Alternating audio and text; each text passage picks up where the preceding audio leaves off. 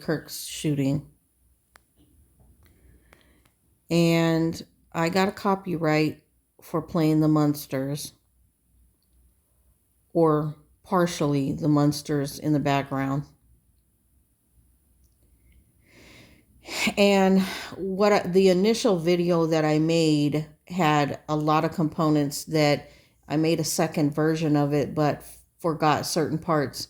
And one of the parts I was talking about is that the distraction with this shooting had a lot to do with the Epstein files. And so what I'm going to do is I'm just going to play the sound of the video that I initially played. I'm going to play that sound. And also, I want to say that the spirit realm speaks to you if you just want to listen. And no matter what government you live in that's trying to hide the truth, or demonic force that's trying to hide the truth, the spirit realm is always going to reveal the truth. And part of that episode was Uncle Charlie in the Munsters trying to grift a widower next door. Okay? So it's all symbolic. I want to play this now. So I'm going to be quiet and play what I initially had played. The first thing I want to start with is condolences to Charlie Kirk's children and wife.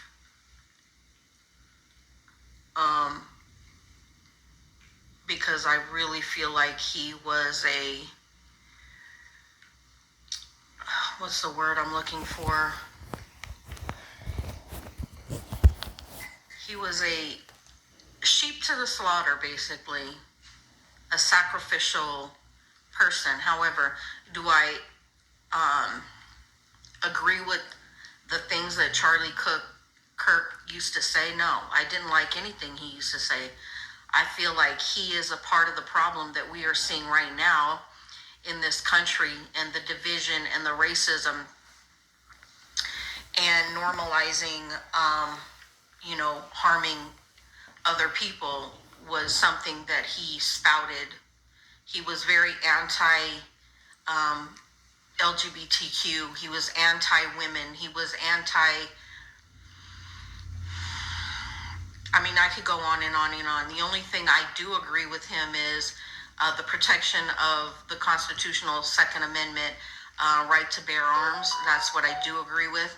I feel that our gun problem in America isn't about the guns per se. It's about mental illness 99.9% of the time. However, his murder was not some random thing. It wasn't somebody that didn't like what he had to say.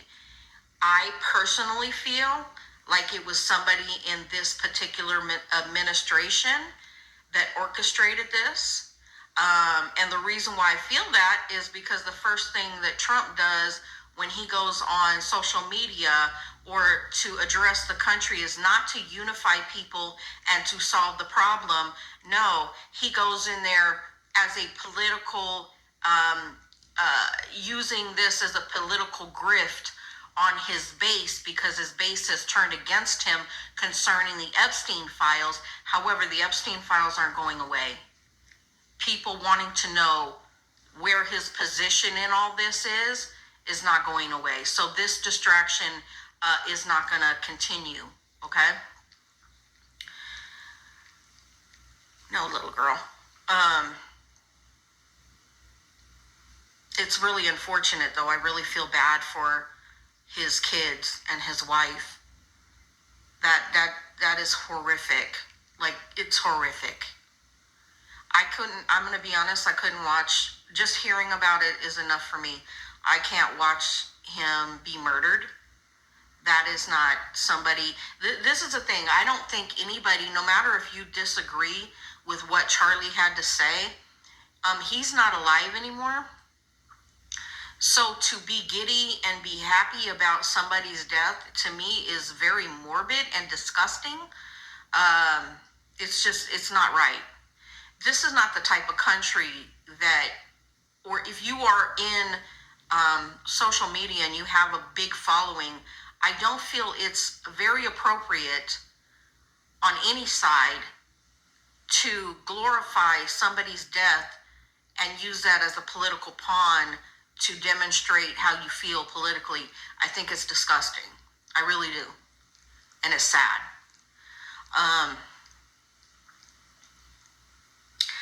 Personally, I just know how these things work, and this type of assassination, it's not some random Joe Schmo. If you are shooting a target 200 200 yards away with accuracy, you are trained. You are military trained.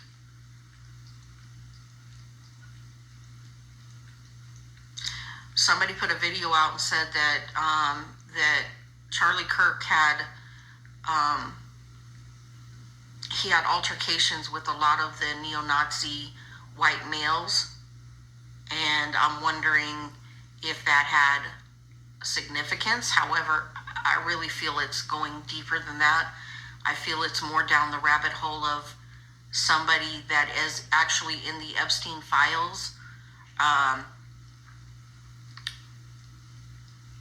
Not just Trump, but somebody else that doesn't want that information out.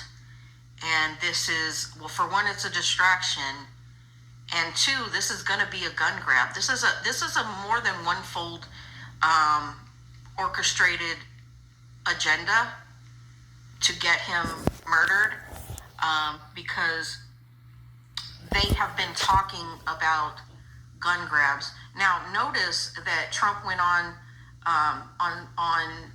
mainstream media talking about that it was from the left. However, when his fake shooting of his ear, the person they used as a patsy was a Republican, the boy.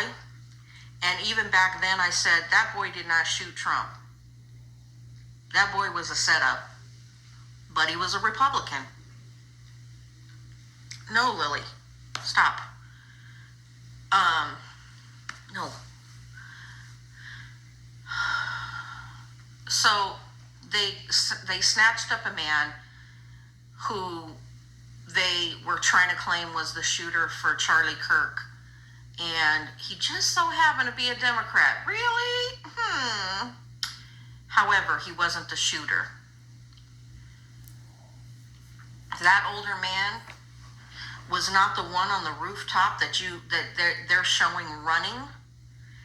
The person that's running on the rooftop after shooting Charlie Kirk was extremely agile and very trained.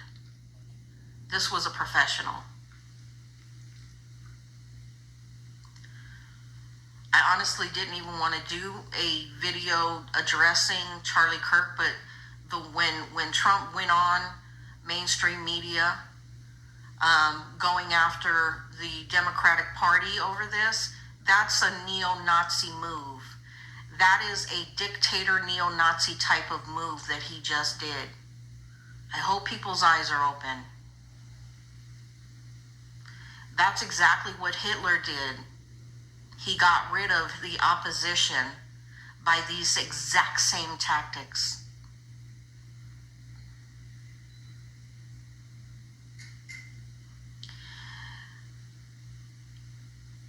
I feel like the more people press and go into these Epstein files, the more you're going to find out who really is the person that orchestrated this.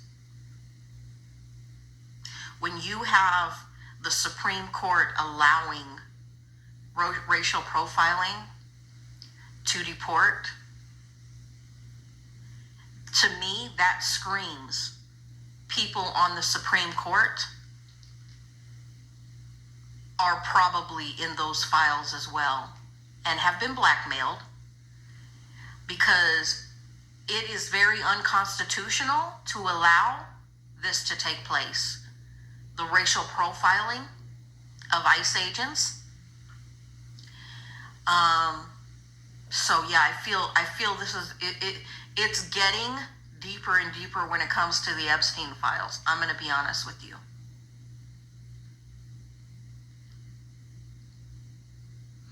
I have so much stuff I want to say, but I better not say about it. But just know that the person that was running on the rooftops after shooting Charlie Kirk was a professional. This is a professional sniper. Military professional sniper. And those type of snipers don't have any kind of political affiliation. They don't.